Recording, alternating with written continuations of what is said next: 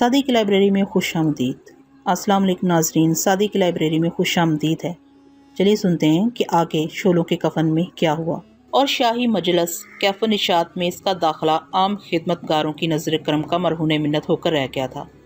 मगर आज जब मलक काफूर ने इसे तन्हाई में तलब किया था तो वह चंद लम्हों के लिए चौंक उठी थी। ज़हरा जमाल का ख्याल था कि शायद इसके मुकद्दर के संवरने की घड़ी आ गई है, वरना सुल्तान का सबसे मुँह चढ़ा मुसाहिब उसे इस तरह तलब ना करता। अपने बेशुमार नासुदा जज्बात और मुंतशर ख्यालात में घिरी हुई ज़हरा जमाल मलक काफूर की इशरतगाह में दाखिल हुई। चंद लम्हों तक वो आलम हैरत में खड़ी इस कमरे की आराइश को देखती रही जिस पर दुनिया परस्तों के बकौल जन्नत अर्जी का गुमान होता था। ज़हरा जमाल यहाँ आकर खोस ही गई थी। ऐसा लगता था कि दुनियावी आसाइशों से महरूम रकासा कुछ देर इस ज़मीनी जन्नत में आराम करना चाहती है। अभी ज़हरा जमाल अपने प्यासे ख्वाबों के जजीरे में मबहूत खड़ी थी कि मलक काफूर ने करजदार आवाज़ में उसे पुकारा। क्या सोच रही है लड़की? कुछ नहीं हजूर। ज़हरा जमाल ख्वाबों के अजनबी कूचे से निकल आई थी और अब इसके चेहरे पर सरासीमगी और नदामत का गहरा अक्स नज़र आ रहा था। हम तेरे दिल से वाकिफ़ हैं कि वहाँ कैसी कैसी हसरतें करवटें ले रही हैं। मलक काफूर का लेजा ठहरा हुआ था, मगर कोई नहीं जानता था कि सुल्तान अलाउद्दीन खिलजी का यह खबीस फितरत मोहरा ज़िंदगी की बिसात पर कैसी खौफनाक चाल चलने वाला है।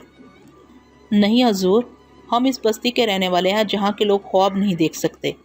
ज़हरा जमाल की आवाज़ से रूह का करब छलक रहा था। बस कुछ देर के लिए अपने इतराफ़ पर ये बेकरार नज़रें ठहर जाती हैं। नज़रों के बहकने को ख्वाब कौन कह सकता है? ख्वाब तो वो होते हैं जिनमें इंसान खोकर रह जाता है। वक्त मुझे खोने की फुर्सत ही नहीं देता। अगर जबरन इन वादियों में खोने की कोशिश करती हूँ तो ये संगदिल घुंघरू चौंका देते हैं और ये बेरहम पायल झंझोड़ कर जगा देती है। ज़हरा जमाल के दिल का दर्द खून होकर इसके होंठों से बह रहा था। लड़की तो ठीक कहती है। मलक काफूर के चेहरे पर अय्याराना मुस्कुराहट उभर आई। यकीनन तुझे ख्वाब देखने का हक हासिल नहीं, मगर दुनिया में कुछ ऐसे लोग भी होते हैं जो किसी भी शख्स को हर रंग के ख्वाब दिखाने की कुदरत रखते हैं। अगर तू मेरे हुक्म पर अमल करेगी तो मैं तुझे तेरी ज़िंदगी का सबसे सुनहरी ख्वाब दिखाऊंगा। रकासा किसी बच्चे की तरह मचल उठी। सरकार, ये कनीज़ तो पैदा इसलिए हुई है कि आपकी एक जुम्बश चश्म पर कुर्बान हो जाए। तो अली आमर आफरीदी को जानती है? अचानक मलक काफूर ने ज़हरा जमाल से एक गैर मुतवक्का सवाल कर डाला। वही सरदार अफरीदी जिन्हें कई जंगों में फतूहात हासिल हुई हैं और जो आजकल सुल्तान के बहुत करीब नज़र आते हैं। ज़हरा जमाल ने अली आमर से शनासाई का इस तरह एतराफ़ किया जैसे वो इस अफवान ज़ादे के हालात से बहुत ज़्यादा बाखबर हो। सरदार आफरीदी नहीं, सिर्फ अली आमर आफरीदी। यकायक मलक काफूर गज़बनाक हो गया था। इस बेनाम इंसान को सरदारी के मर्तबे तक मैंने पहुँचाया है। मेरी निगाह करम से पहले उसे यहाँ कौन जानता था? इसकी तमाम फतूहात भी मेरी जंगी हिकमत अमली का सदका है।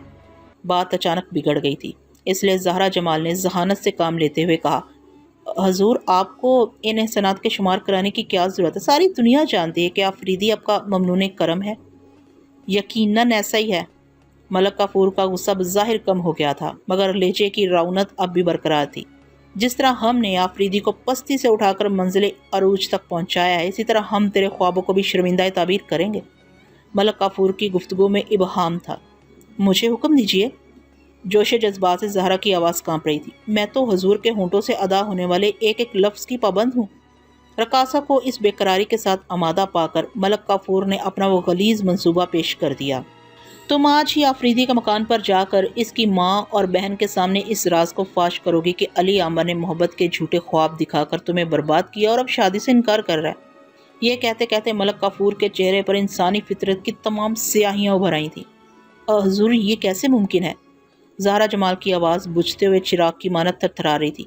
दरबार के तमाम लोग सरदार आफरीदी को पहचानते हैं कि इन्हें कैफ निशात के इन हंगामों से कोई दिलचस्पी नहीं। इक़्तिदार के बावजूद किसी ने इनके कदमों को लड़खड़ाते नहीं देखा। फिर मैं ये किस तरह कह सकूंगी कि इनके बहके हुए कदम मेरे मकान तक आए और मुझे बर्बाद करके चले गए? मैंने तो कभी इनकी नज़रों को भी बहकते हुए नहीं देखा।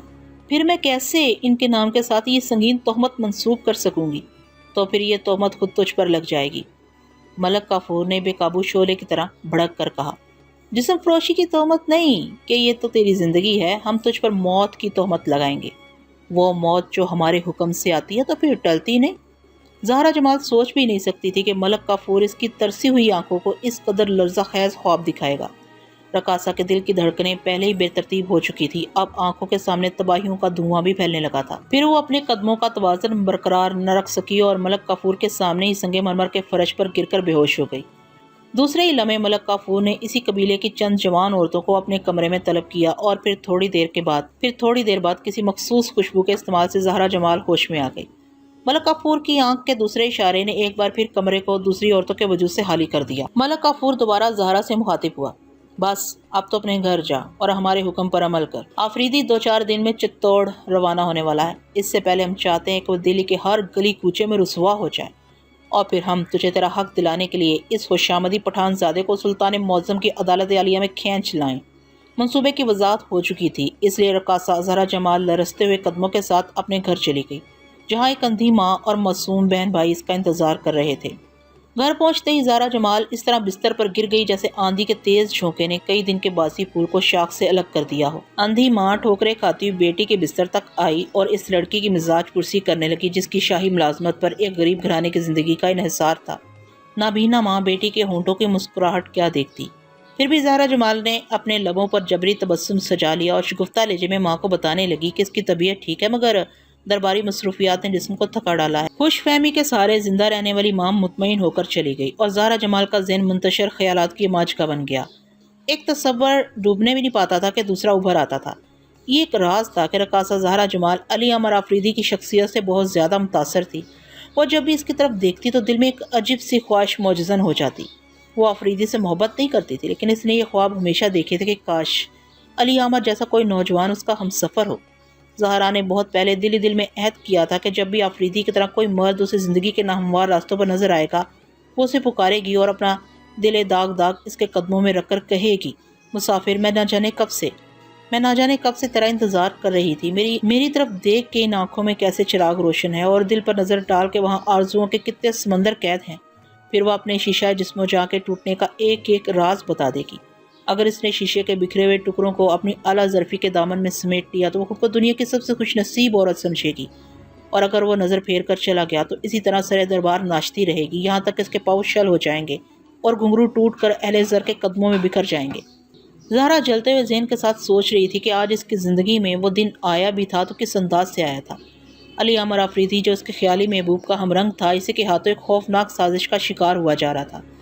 اچانک زہرا جمال کے ذہن میں ایک برق سی لہرائی اور پھر یہی برق اس کے دل پر چمکی۔ پھر اسے اپنی روح میں ایسی تپش محسوس ہوئی کہ وہ بستر پر دراز نہ رہ سکی۔ ماضی کی بربادی، حال کی ساری شکستگی اور مستقبل کے تمام خوابوں کو فراموش کر کے وہ اٹھ کھڑی ہوئی۔ زہرا کے دل و دماغ ایسے زلزلے کی زد پر تھے جو اسے تباہیوں کے مدفن کی طرف پکار رہا تھا۔ رقاصہ نے گھبرا کر اپنے کمرے کا دروازہ بند کر دیا۔ زہرا جمال ملک کافور کی سازشی ہواؤں کو اندر نہیں آنے دینا چاہتی تھی، مگر وہ اقتدار کی ہوائیں تھیں۔ ایک بے سہارا اور کمزور رقاصہ کے مکان کے روزنوں سے گزر آئیں۔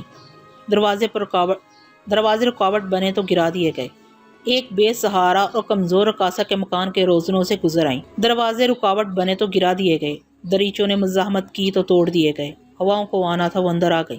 زہرا جمال ضرب اقتدار سے ٹوٹ کر بکھرنے ہی والی تھی کہ اس کے معصوم جذبوں نے اسے سمیٹ لیا۔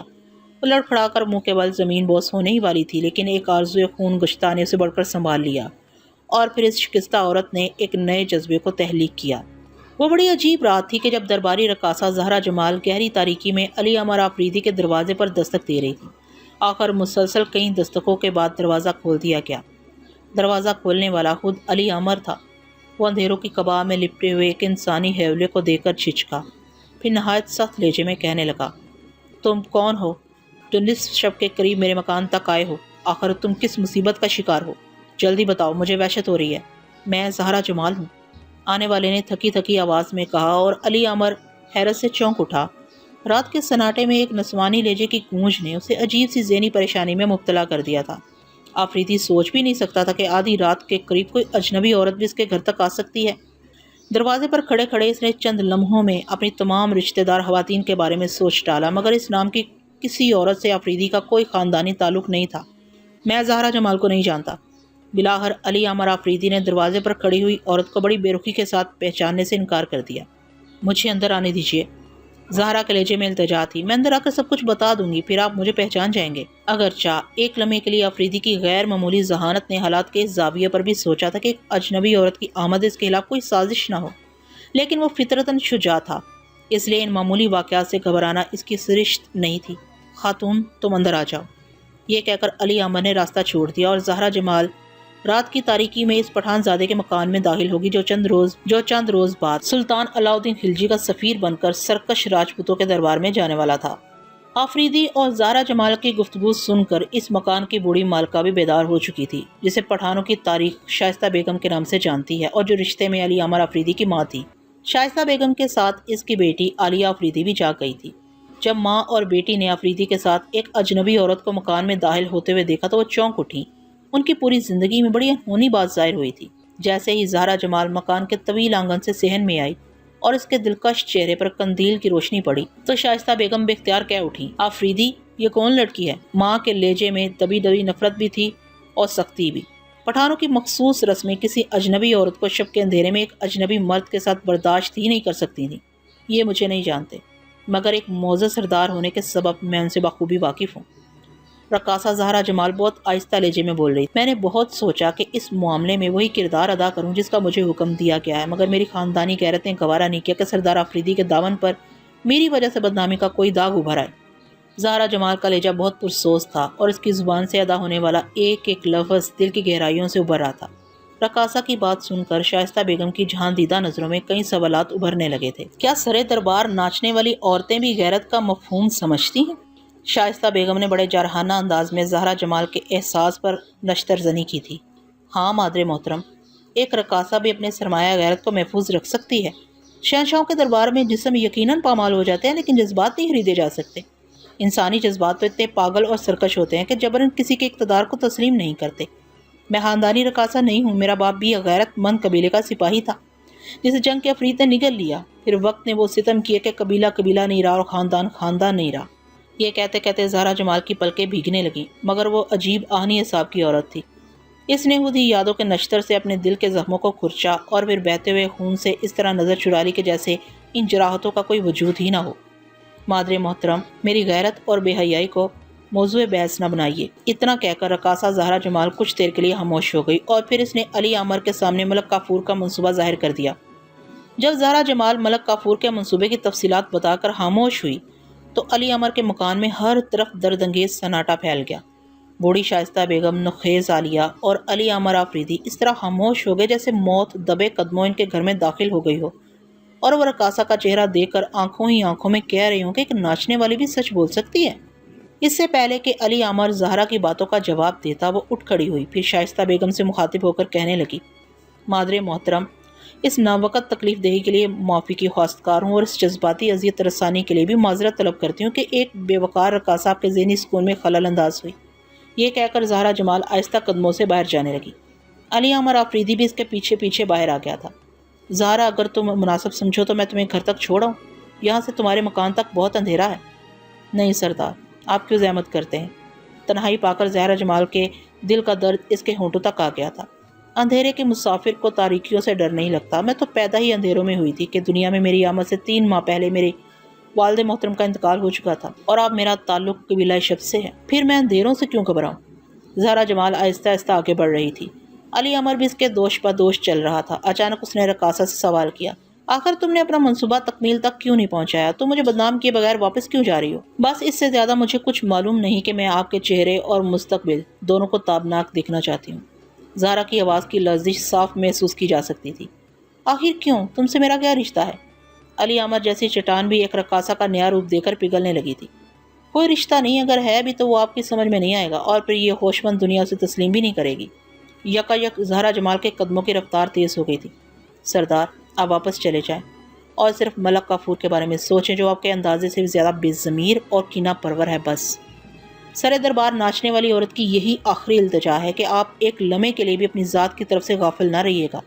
یہ کہہ کر زہرا جمال تیزی سے آگے بڑھی اور پھر اندھیروں نے اس کے مرمری پیکر کو اپنی تاریک قبا میں چھپا لیا، مگر علی عامر آفریدی اپنے مکان سے چند قدموں کے فاصلے پر کسی پتھر کی مانند ساکت کھڑا اس رقاصہ کے بارے میں سوچ رہا تھا جو بڑے ہنگامہ خیز انداز سے آئی تھی اور بڑے پرسکون انداز میں واپس چلی گئی تھی۔ رقاصہ کے جانے کے بعد علی عامر آفریدی اپنی والدہ شائستہ بیگم اور چھوٹی بہن عالیہ کے ساتھ ساری رات جاگتا رہا۔ اب اسے محلاتی سازشوں کا اندازہ ہو گیا تھا کہ کس طرح وفا پرست اور باکردار انسانوں کے خلاف منصوبہ سازی کی جاتی ہے اور کس طرح بے ضمیر افراد اپنے حاصل کردہ اقتدار کو بچانے کے لیے گھناؤنی سازشیں کرتے ہیں۔ بہت غور و فکر کے بعد آفریدی نے اپنی والدہ کے سامنے انکشاف کرتے ہوئے کہا، مادر گرامی، میں سمجھتا ہوں کہ ملک کافور اس تلخ گفتگو کو فراموش کر دے گا جو اس کے اور میرے درمیان ہوئی تھی، مگر اب یقین ہو چلا ہے کہ وہ مجھے کسی بھی طرح معاف نہیں کرے گا۔ آپ چتوڑ جانے سے انکار کیوں نہیں کر دیتے؟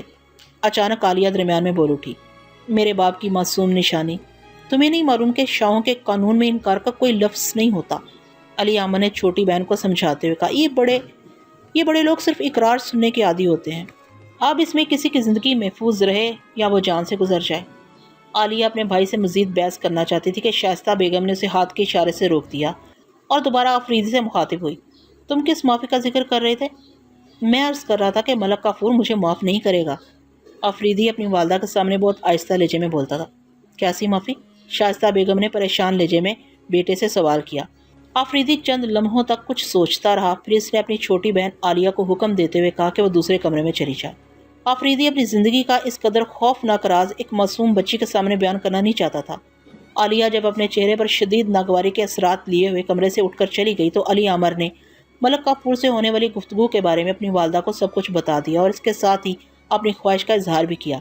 میں کل یا پرسوں چتوڑ روانہ ہو رہا ہوں، کون جانے میرے پیچھے ملک کافور کا عیار ذہن کیا سوچتا ہے، اس لیے مناسب ہے کہ آپ کل صبح سویرے ہی ہانسی تشریف لے جائیں۔ ہانسی دلی سے کوئی 60 میل دور ایک چھوٹا سا شہر یا قصبہ ہے، مگر تاریخی اعتبار سے اس مقام کو بڑی اہمیت حاصل ہے۔ ہانسی میں حضرت بابا فرید شکر گنج نے 12 سال قیام فرمایا تھا اور ایسی مبارک سرزمین پر چشتیہ سلسلے کے مشہور بزرگ حضرت شیخ جمال الدین ہانسی کا مزار آج بھی اہل دل کے لیے مرکز نظر ہے۔ ہانسی جانے سے کیا ہوگا؟ شائستہ بیگم نے حیران ہو کر بیٹے سے پوچھا۔ وہاں ہمارے کچھ رشتہ دار موجود ہیں، کم سے کم اپنے لوگوں کے درمیان آپ کو تنہائی اور عدم تحفظ کا احساس تو نہیں ہوگا؟ شائستہ بیگم نے بڑے تحمل سے آفریدی کی بات سنی اور پھر نہایت ٹھہرے ہوئے لہجے میں کہا، کیا تمہیں یہ اندیشے تو پریشان نہیں کر رہے ہیں کہ تمہاری غیر موجودگی میں ملک کافور ہمیں ستانے کی کوشش کرے گا؟ اندیشے نہیں مادر محترم، کچھ یقینی شکلیں میری آنکھوں کے سامنے ابھر رہی ہیں، اب میں کسی حال میں بھی اس پر اعتبار نہیں کر سکتا۔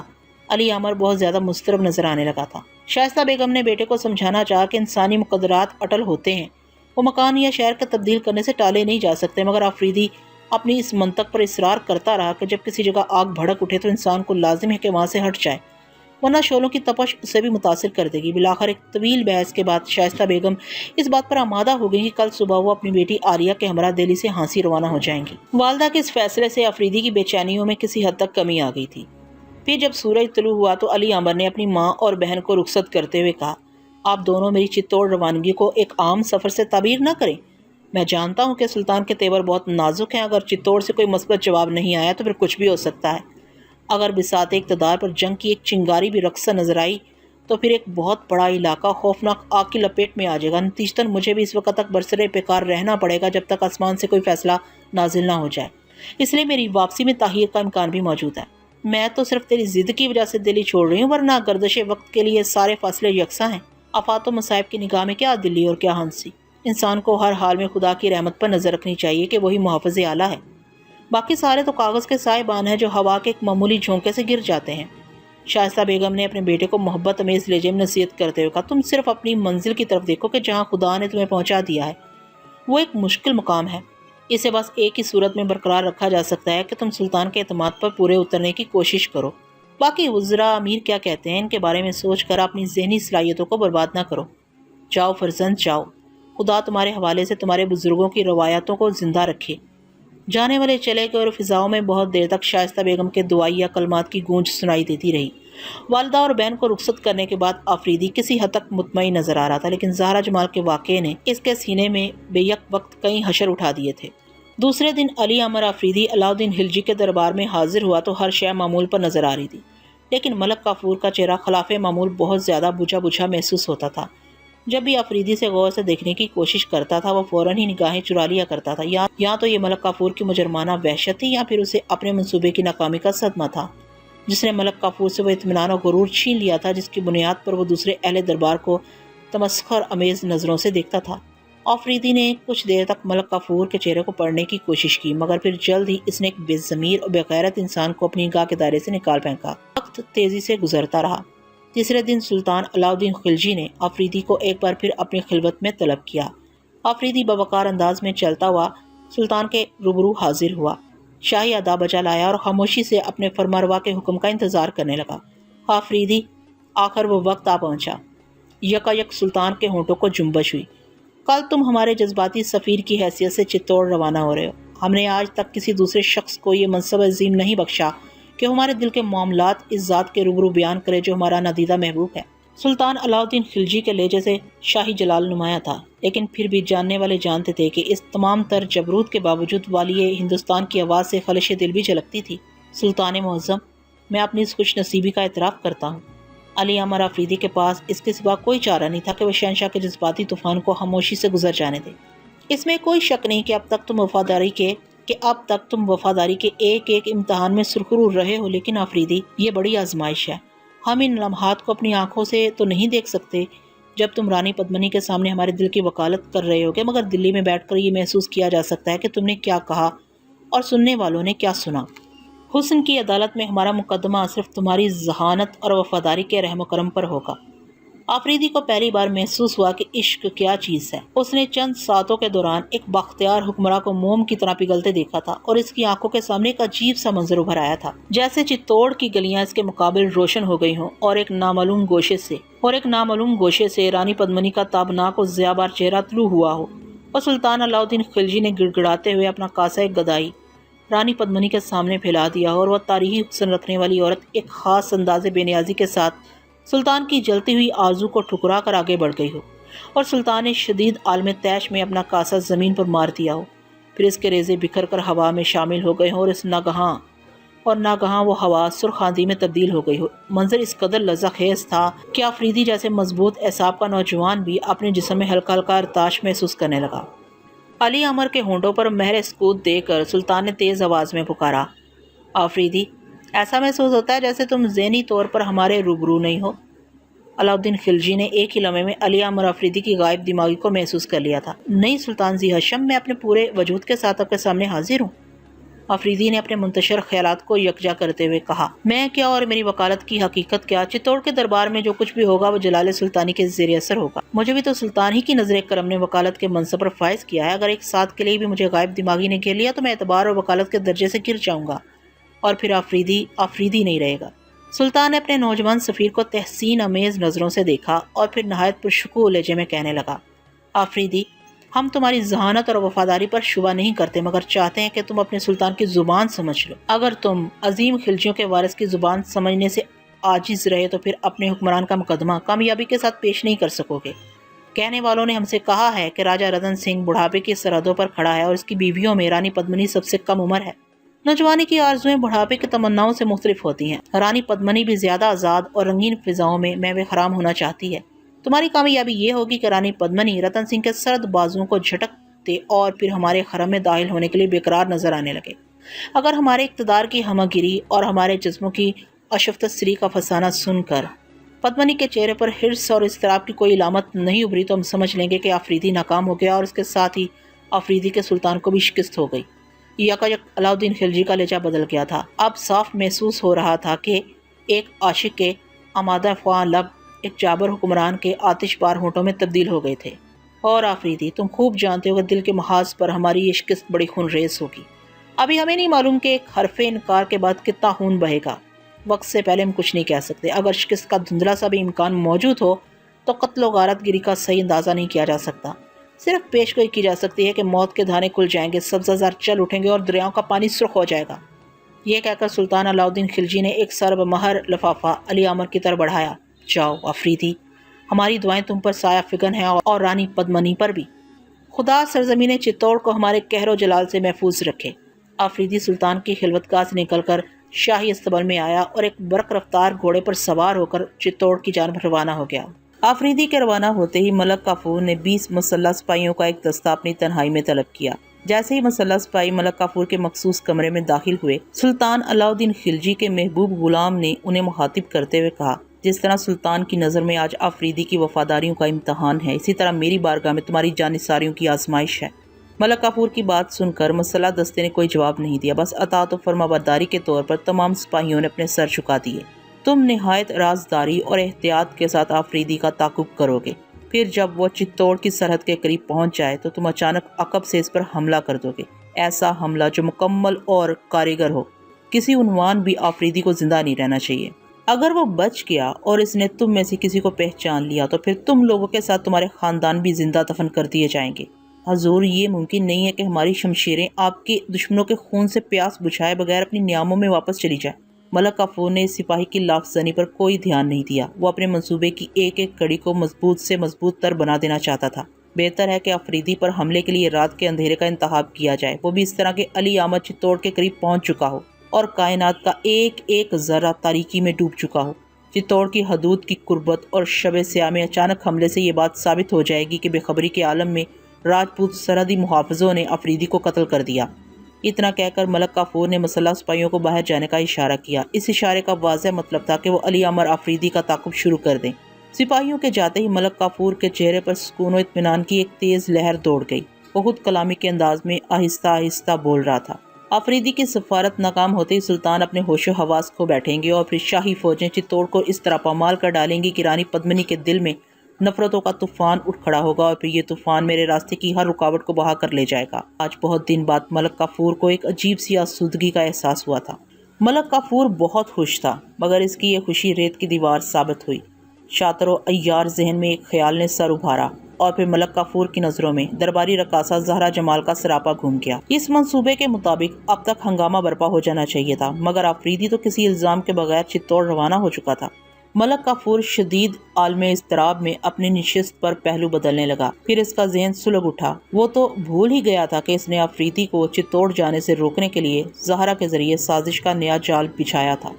پھر اس جال کے پھندے کس نے کاٹ دیے اور نئے منصوبے پر عمل درآمد کیوں نہ ہو سکا؟ حالانکہ ملک کافور کے جاسوسوں نے اسے خبر دی تھی کہ رات کے اندھیرے میں زہرا جمال علی امر آفریدی کے گھر تک گئی تھی اور کچھ دیر بعد اس کی واپسی بھی ہو گئی تھی، لیکن پھر وہ اپنا مقدمہ لے کر دربار میں کیوں نہیں آئی تھی؟ سلطان کے سامنے اس نے آفریدی کے دامن کو داغدار کیوں نہیں کیا تھا؟ ایسے کئی سوالات تھے جو بیک وقت ملک کافور کے ذہن پر حملہ آور ہوئے تھے۔